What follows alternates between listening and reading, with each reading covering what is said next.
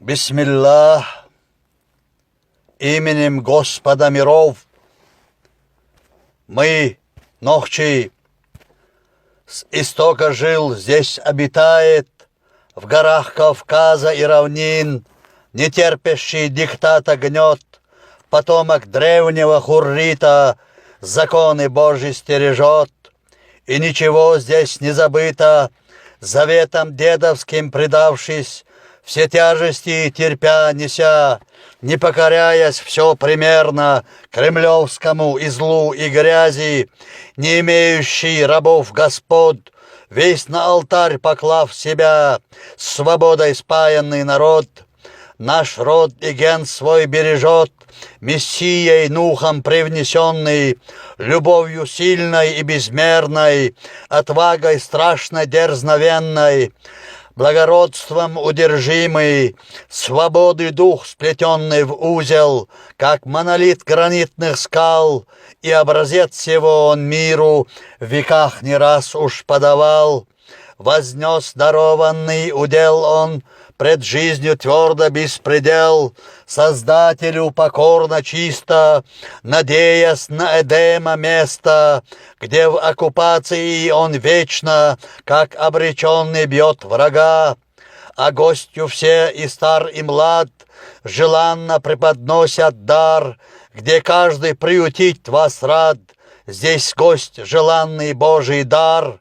Наш ген очаг свой стережет, дарованный Всевышним благо, ведь истина она одна, богобоязненных награда, она и только нам нужна, коль здесь лишь истина чиста, и только с ней нам жизнь желанна, свободы, равенства, добра.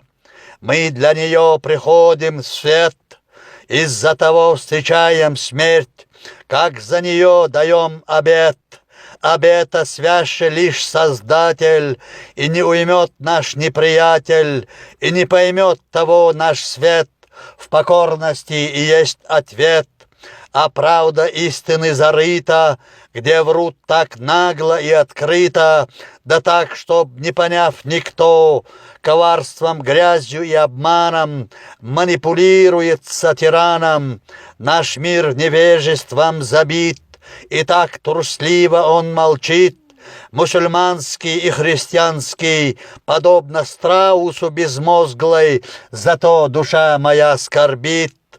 Но как спасение, облегчение, заветы свыше нам гласят, держаться стойко, твердо, зорко, не опускаться низко, жалко, как тот безумный истукан, чтоб не попасть в его капкан.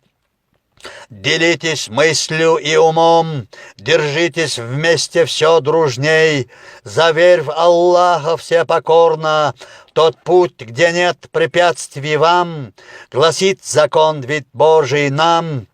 О, как тебе зато блаженно, покорный воздаем хвалу, и сколько в небесах созданий, и сколько в океанах суш, и сколько на земле творений, и столько же сред тысяч гуш. Рассей тот мрак, ты всемогущ, сними оковы с их сердец, с неимущих нести венец, в душах заблудших тьма сердец, ведь мрачен кажущий конец. А сколь покорно и смиренно с тобой торговлю заключив, как без боязни несомненно судьбу свою тебе вручив, без колебаний и сомнений пришли к тебе с полей сражений шахидов, братьев, их тысяч душ, Нохчи лучшие сыны герои, и тот невежда, кто из мрака твоею волей вышел в свет. Их всех не счесть мне поименно, лишь ты, сведущий обо всем, Героев, рыцарей Кавказа мы всех их братьями зовем, пришедших к нам для всех примерно, для пробуждения от мрака плеяда горских удальцов, чтоб усмирилась та собака, что сеет всюду горы горя, и как кровавая расплата был поучителен наш пример, где подан ясный как награда потомкам мудрого Кавказа и братьям вечного ислама, а также всем имущим здраво различить добро от зла. Знамение вечного на виду в той битве, где за 200 дней в Ичкерии в первую войну отправленных в ад падших жизней, где столько же за 10 лет погибло вражьего солдата в афганской бойне на предмет. И этот факт предъявлен миру, как для мыслителей просвет, для пробуждения от спячки, чтоб не играли с ними в пляски, да чтоб не верили в их сказки, все покоряясь без оглядки. Враги сегодня так убого, вампирами вцепившись в плоть Кавказа древнего седого, стязаются над слабым скот.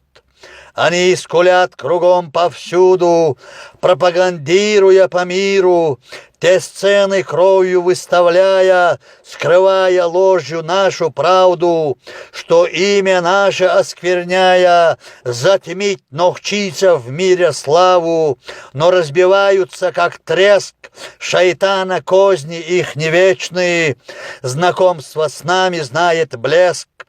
Во всем Аллах силен в расчете, возмездие все возьмет под арест, и лишь тогда вы все уймете, когда свершится наша месть. И той расплатой мы довольны, и только здесь свершится суд, что орошением для наших сердец покорных Божий суд, когда имперский бес и граф войдет в гиенну, как Голиаф.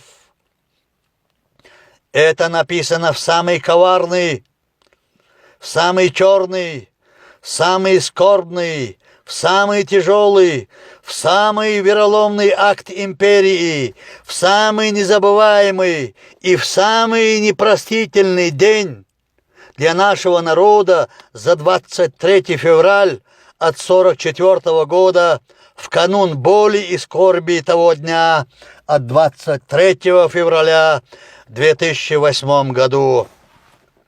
Эрсбин Абу Бакр.